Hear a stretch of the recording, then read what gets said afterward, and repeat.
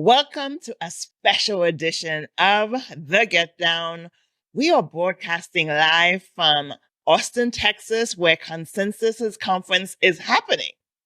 Joining me in studio is Rashan Colbert. He is head of policy for dYdX. He previously served in the U.S. Senate for Senator Cory Booker.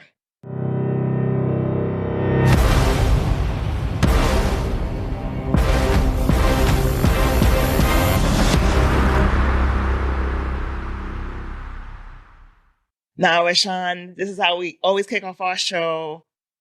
Rashan, my butterscotch king, welcome to the show. Thank you. Thank you very much for having me, Cloud. It's great to be here. Oh my God. So I will say we're excited to actually kick off the conference in Austin. This is the 10th edition of Consensus in Austin.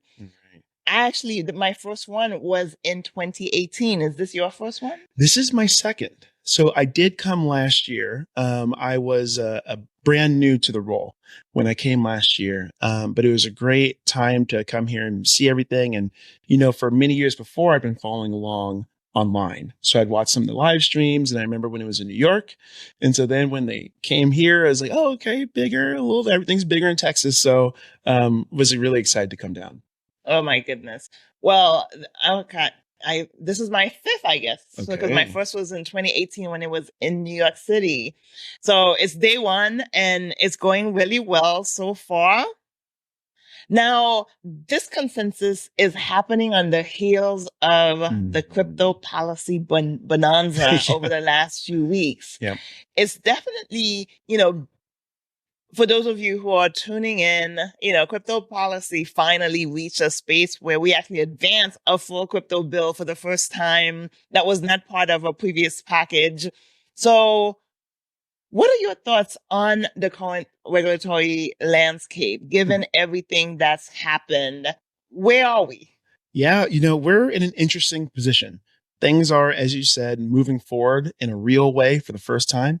And I think it's interesting. You see these moments where things change. And I think we're in the midst of one of those. An inflection point. Yes, the momentum has shifted. And really, there's been a building of things, all these different events that have happened in the last 3 weeks, last month, that have kind of culminated in a week ago, the vote in the House of Representatives to pass FIT 21.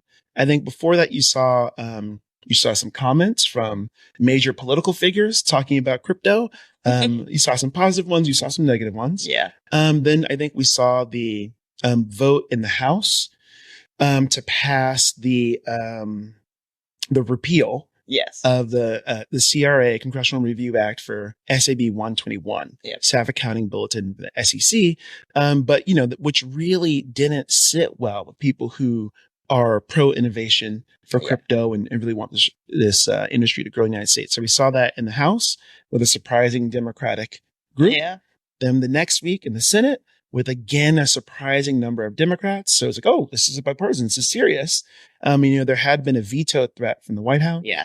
But, I think they had to reevaluate seeing how many Democrats voted to repeal. And then we had this big vote on FIT 21. On FIT 21 last week. Yeah. Yeah. I loved how your former boss put it. When asked, I think it was Political, asked Senator Booker, why he voted the way he did on the reversal of SAB 121. He said, I wanted to send a message. Yeah. And for me, that came out that the message was, we need a debate, right? This is not about, let's just kill it. Yep. He wanted to send a statement that a debate is necessary. Let's have it. What are your thoughts about that? Yes, I think that he spoke for a lot of people with those comments. And I think, he spoke for folks who want to have a comprehensive debate on the real issues at play here. And I think, as I was talking about earlier, big political figures talking about this crypto stuff, it's been trending in some way for a while that, oh, is this a partisan issue? Is this a Republican issue? They said, hey, no, it's not. This is a bipartisan issue. There are real important things at stake here that we need to have a full airing of. And I think that even beyond just crypto, the kind of these CRA votes are one of the few mechanisms that people really have to kind of air their frustration with the administration. And I think we saw that all coming to a head last week or 2 weeks ago. Yeah, the legislative process is supposed to be deliberative. Yes. It's supposed to facilitate a debate. Yes, exactly. Yeah. So it was good. And, I'm glad that, Senator Booker voted that way, but he was in good company. He was a good company.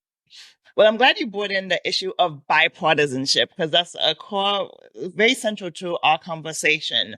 The crypto industry is very passionate about policy, but many in the crypto industry don't have a policy background, don't know intimately. I served in the Obama administration and worked in Congress. So I know, what we say we want, some of the obstacles to that. Now, unlike a lot of folks in crypto, you actually have a real lens for democratic politics in addition to how policy works. And also, you have a sense for bipartisanship. How do we achieve it? Right. So given the enthusiasm that we're seeing more and more Democrats warm to crypto, we're probably overstating how bipartisan it is so far, but we're measuring success in different ways.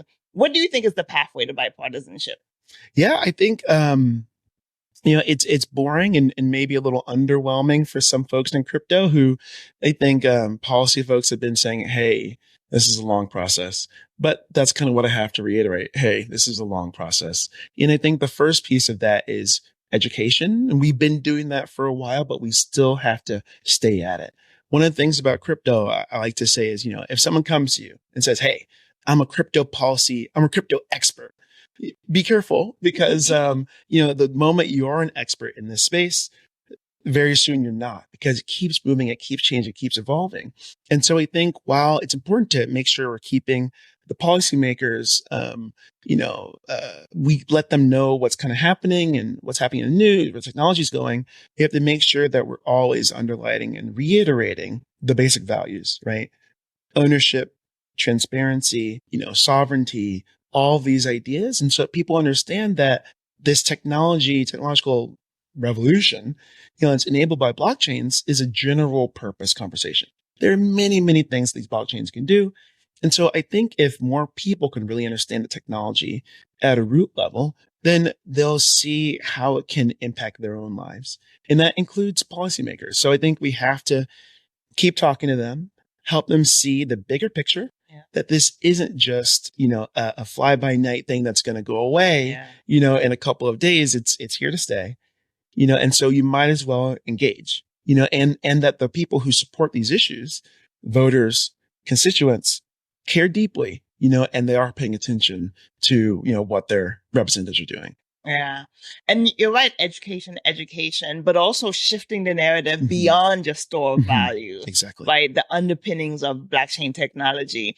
I'm actually speaking at Consensus later today. I'm a speaker for a town hall where we're going to be talking about digital identity rights. Identity management is is one of the applications and value add that blockchain can offer. But as an industry, we often stay around digital assets when it comes to policy. And I've heard from staffers in Congress that, a big concern for progressives is that they've heard this before, right? There was a time when the industry we call predatory lenders today came to Washington and said that they were going to, revolutionize and facilitate financial inclusion. The internet was supposed to decentralize us, and now it's concentrated.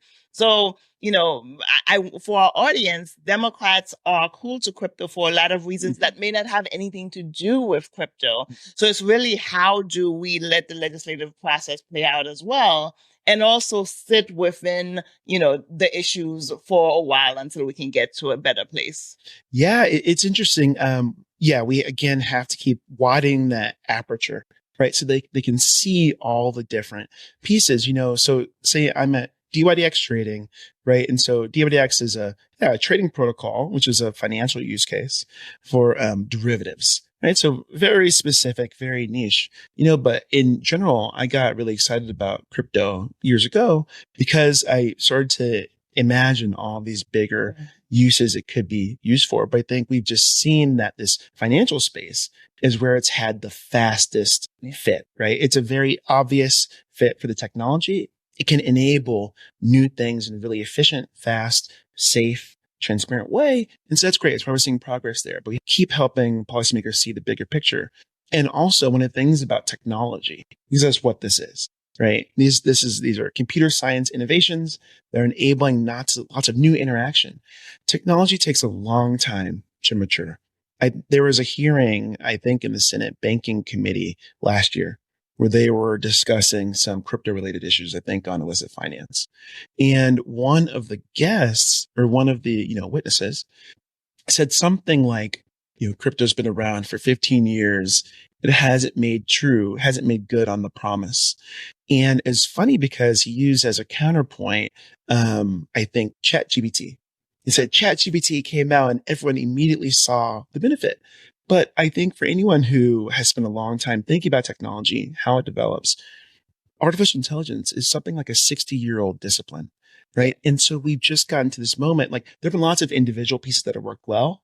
When they start working really well, we call them something else, a recommendation algorithm, speech to text, et cetera. But ChatGPT is very robust and its ilk, other large language models, very robust and very powerful. But yeah, it took decades to get to that point. And I think actually crypto has gone faster. Yeah. There's been faster uptake, faster progress in that. But to really live out our dreams and what we think the technology can enable, it's going to take some time. Yeah. And great point. AI is a great example that people don't know we've been using AI for decades. Like, this is not new. And it's intuitive. And because we've had time to work through, this interaction and, even now with deeper iterations of AI, not just generative AI, but even going deeper, that's going to take time. Yes. So, a familiar refrain in Washington is we don't know what we don't know. And that's always been the case for technology, right? When we debated the internet in the 1990s, no one predicted the digital divide that it actually created, right? So if we don't know what we don't know, what do you think is in the blind spot of the industry specifically? What are some of the things from the lens of your policy experience and now working in the space? What are some blind spots that you may want to caution the industry around as we actually continue to advocate for a fair and balanced regulatory and policy framework? Right. Yeah. I think the thing that is hardest to know within any complex system is the motivations and actions of humans. Yeah. Right? What are people going to do? People are often fundamentally irrational. And so it's kind of hard to figure out, what's going on. And so the people who are really thinking about most critically in this process are, of course, our policymakers, right? And our regulators to a different extent, but let's say our elected officials. Yeah. And so we have to think about what motivates them. What do they need? What do they want? What are their incentives? Yeah. I think that crypto and the industry has had to mature very quickly from a policy standpoint. And I think you can see that process very clearly. I think it started with people who obviously were essentially anti-government in many cases. And I think that libertarian ethos and strain, so of course, runs very strongly within crypto. And the technology can kind of help this idea of independence and liberty significantly. So then when people started to interact with the policymaking process more directly, they said, okay, well, then the policymakers cynically must be completely self-motivated. And so maybe we can just buy them all. Right. And we can throw a lot of money at the process and skip some steps and shortcut everything. I think we saw that, that process or that tactic doesn't exactly work and can have major consequences. Yeah. And so then I think now we're starting to see that there is this complicated interplay of motivations, right? There is money involved. Yeah. There are elections involved. Yep. There is, a political impetus. There is a drive to make sure that policymakers are meeting their voters, their constituents where they are. And as the American public has started to show more and more interest, you're seeing that policy conversation start to hew more and more closely to what people really want. And then, of course, there are statesmen here. There are policymakers who want to look closely at the text and make sure that we're creating legislative solutions that are good for America on a competitive standpoint, on an economic standpoint. And really, it's all these things are happening at once. And so I think that we're still in that process of realizing that it's this complex system of interlocking parts. But I think that people are starting to see that. Yeah. I joke that Washington is like Vegas. The house always wins. All you have to figure out is how the house, if you figure in Vegas, if you can figure out how the house works, you can actually get things done. And you're absolutely right. For the industry, campaign finance is part of that because that's part of Washington. That's part of how things done. But relationship building is central to it as well. And that takes time. But most importantly, you can't advance anything in Washington unless it's bipartisan. You need a Democrat. It doesn't matter how many champions we get on one side or the other. Yeah. So now shifting things a bit for those of us and those people in the audience who are listening or watching who are saying, I work in policy. How do I get into this industry? You shared, some of the motivations, what attracted you to the industry. Tell us about your journey into why this issue mattered, why you focused on it when you worked for Senator Booker, and also why you actually wanted to be part of the industry and now in your role at dYdX. Yeah, it's, I think, like everyone else in crypto, it's been a journey, and so it took a little while to get here where I am today. But, I really, like a lot of people, I followed the price of Bitcoin many, many years ago, and I didn't really know what was going on. Okay, it goes up, it goes down. I don't know what's going to happen. But in 2016, actually, I got hold of this book called Digital Gold by, I think, Nathaniel Popper, which I have learned is the origin story of a few people in crypto, but that really just made it come alive. It's like, okay, there are these people who are working on these innovations and the cypherpunks, and it's really exciting. And what's going on? So I read that, and immediately I read the Bitcoin white paper, and Ethereum was growing, and read the Ethereum white paper, and then kind of got into everything I could. Learned a lot about the ICOs, ICO boom. So I was working for Senator Booker at the time, but I was doing research for him. So I did a bunch of different things and focused on a variety of issues. And then 2017, was a big year, obviously, for the market. And first time Bitcoin came close to 20,000, and then we reversed course. But it was proof of concept. Exactly. And so then everyone got excited, which gave me a good outlet to talk a lot about Bitcoin because I'd been, for a year just reading everything I could. So then I got excited. 2018 was a more complicated year from a market perspective, but I started a very small startup with some friends that, enabled us to invest in crypto in an interesting way. Of course, that was very complicated from a regulatory standpoint. And so we folded after a year. But I learned a lot in that year. I learned a lot about the money services and money transmission kind of ecosystem and regulatory landscape in the United States. And I learned some of the hard points of really trying to be an entrepreneur in the space.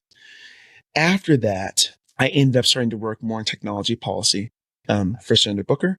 And so it was great because I had this kind of unique viewpoint into the crypto world. And, I obviously worked on a variety of issues, worked a lot on artificial intelligence, a lot on privacy and big tech issues, social media, et cetera. But I also got to do some crypto stuff. And then Senator Booker joined the Senate Agriculture Committee, which it sounds funny, but, it does have a significant oversight of the crypto space because they oversee the Commodity Futures Trading Commission. And so I got to dig in a little deeper on the relevant legislation there. Then, come 2022, I'd been on Capitol Hill for nearly 7 years by then. And I started learning, more and more about DeFi and sort of what was going on, and ended up getting into a process that moved very quickly.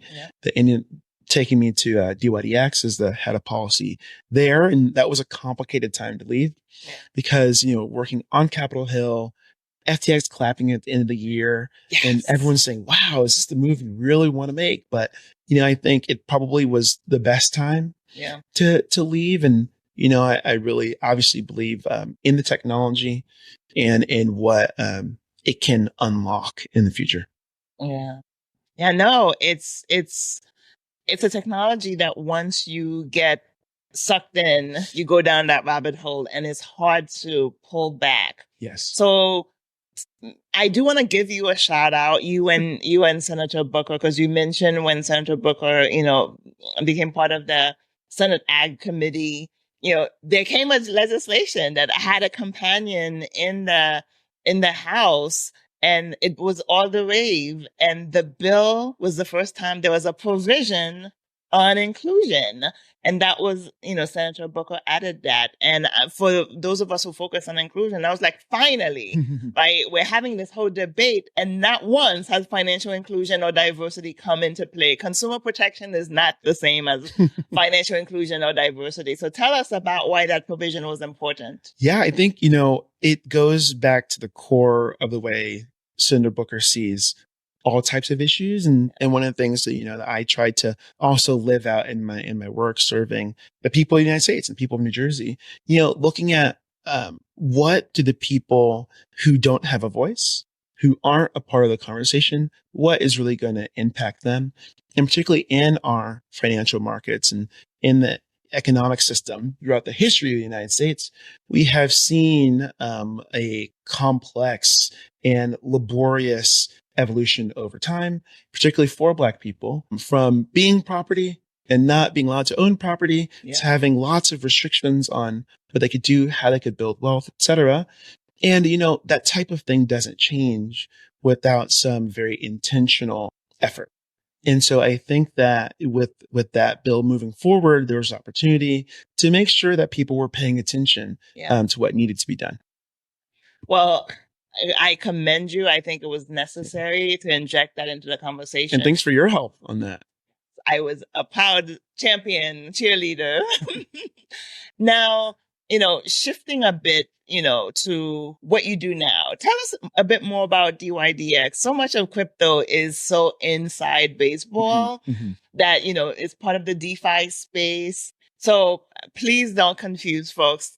Let's share the big picture of what dYdX does and what you do for them as the head of policy.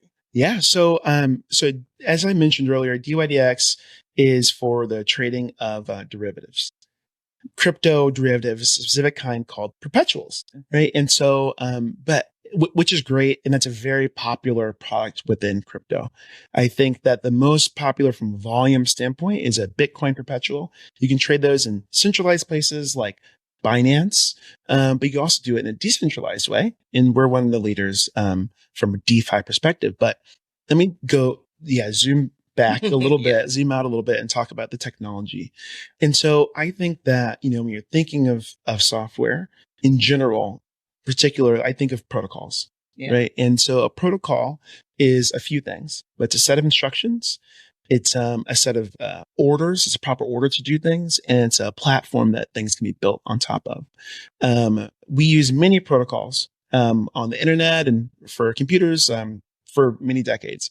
I always like to use email as an example. There's a few different protocols that underlie email, but two main ones, the simple mail and transfer protocol and the post office protocol. Essentially, they are sets of instructions for how your computers talk to each other. They send and receive electric signals, right? And it's very reliable. That's why whether you're using Outlook, Yahoo, Hotmail, Gmail, Proton Mail, etc., you can send and receive emails reliably because there's this underlying substrate that the data is flowing back and forth on. Great. Okay. And internet also works a similar way. So does communications protocols and yada, yada, yada. So all these sets of instructions. Then we have Bitcoin. It's also a protocol, right? It's a set of instructions, but what it does is for value transfer, right? So it's a set of instructions for computers to reliably send and receive signals that is recorded on a ledger, a public blockchain. And like, great. Okay. So now we're stepping up. We get Ethereum, similar kind of thing. It's also a protocol for value transfer, but it's more sophisticated. right? So you can do more things than simply sending and receiving. You can program other applications onto it and etc. Then, okay, so these are layer 1 blockchains. Then you have a layer 2, another protocol that the information there propagates down to the blockchain where it is recorded, and transparently and securely. So you can now offload some of that processing power to these layer 2 protocols. You're able to do more sophisticated and more specific things. So dYdX for a long time was a layer 2 that one of the largest from a volume standpoint on Ethereum, that people could trade these specific derivative products, these perpetuals on. More recently, last fall, we released an open source software, version 4 of the protocol, our own chain. And so we have our own validators and our own network that allow people to trade these perpetual derivative contracts. And so why would someone want to do that? I think, they're derivatives. Why do you want to trade derivative? There's a limited amount of Bitcoin in the world or Ethereum in the world, but, a essentially unlimited amount of contracts you can make that point at the underlying asset. And so you can also then add leverage, and it's non-custodial. So people are controlling their own assets. Again, getting back to some of these core things that drew so many of us to crypto in the first place. And so that's really what dYdX is.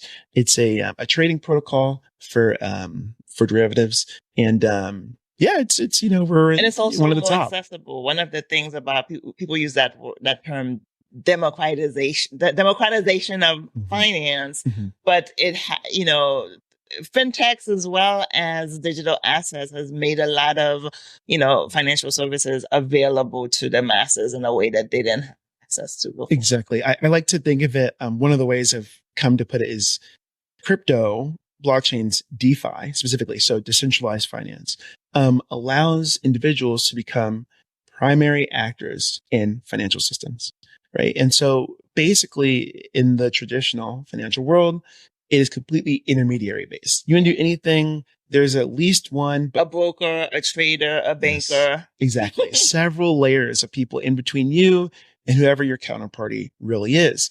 But now with blockchains, you're able to be, again, that primary actor. And so for trading, obviously for sophisticated things, it's very attractive for a lot of people who, unless you have millions and millions of dollars and tons of lawyers, it's hard to access certain markets. But now many people can. But then also for more simple things, sending and receiving money, small loans, et cetera, that also allows people to be that primary actor.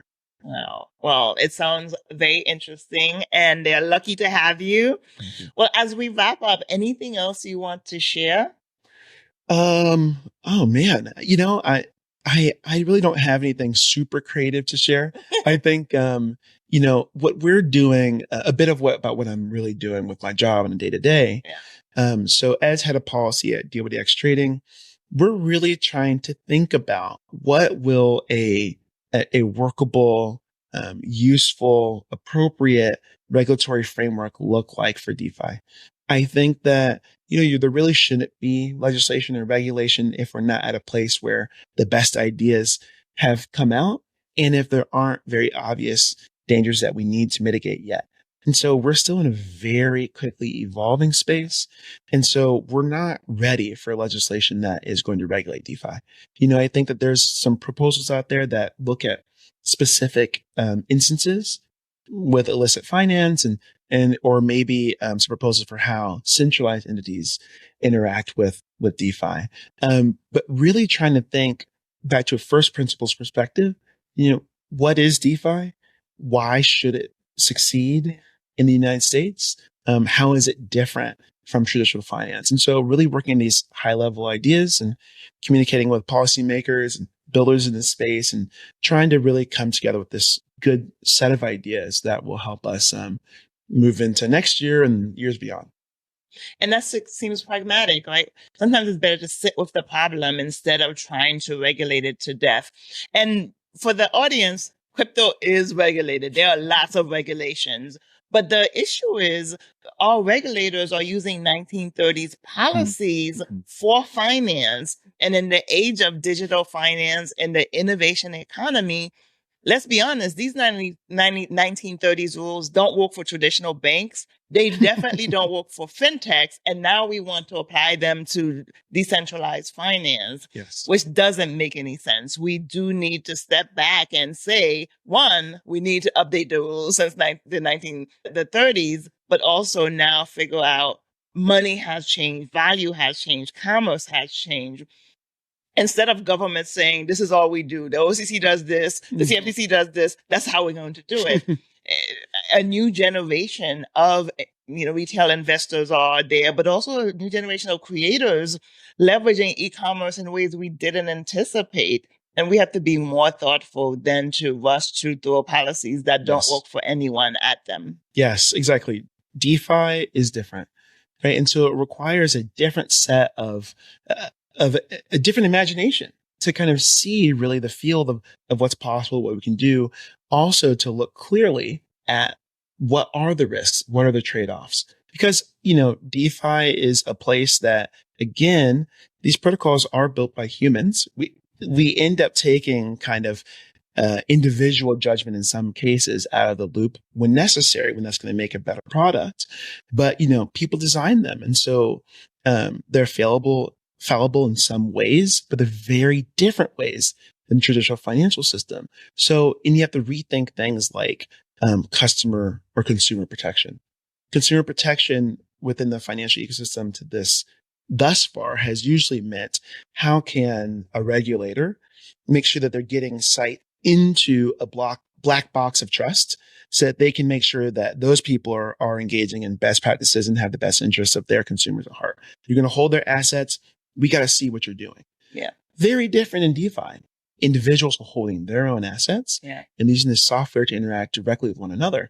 That doesn't mean there can't be technological risk, market risk, cyber security risk, but those are different and require different regulations, different legislation. Yeah. And risk is something we have to deal with. Any investment comes with a measure of risk, but when you focus on consumer protection without coupling it or complementing it with financial inclusion, then you do a disservice to market participants. Absolutely. Now we're going to close. I'm going to put you on the spot. You mentioned, making a pivotal decision to, leave Congress and go to, not the dark side, the DeFi side, to the DeFi people. But you also got married. I did. So a lot of life changes. So as we wrap up, how is life? Oh, well, thanks for asking. Our anniversary was 2 days ago. Oh my goodness. And so my wife is here in Austin. And so we celebrated before the conference got started here. And, we have some friends here that gave us great recommendations and things to do. So enjoying the Lone Star State, which is also the state of my birth. I was born in San Antonio. So it's good to be back. But, and so my wife works on Capitol Hill. Yeah. And so that's where we met, actually playing Senate softball in 2016. Oh my goodness. So yes, it's a big thing in Congress. Yes, for sure. And so she's still there fighting the good fight and working on behalf of the American people. I think I am too, just in a different way. But it's just been a busy year. And so, which has been great, filled with, of course, work and now bearing fruit and progress in Congress. But, traveling around, came to speak and tell the story of crypto and of DeFi and of dYdX. But also, just trying to enjoy every day and as much as I can. And I'm excited for what the future holds. Oh my God. Well, with your wife in Congress and you here in crypto, I feel like the future of regulation is safe, right? We're good. We have it covered in all the bases. Yes. Rashan, thank you so much for joining us and sharing your insights. And to our audience, stay tuned for another live broadcast from Consensus in Austin with my co-host, with CP.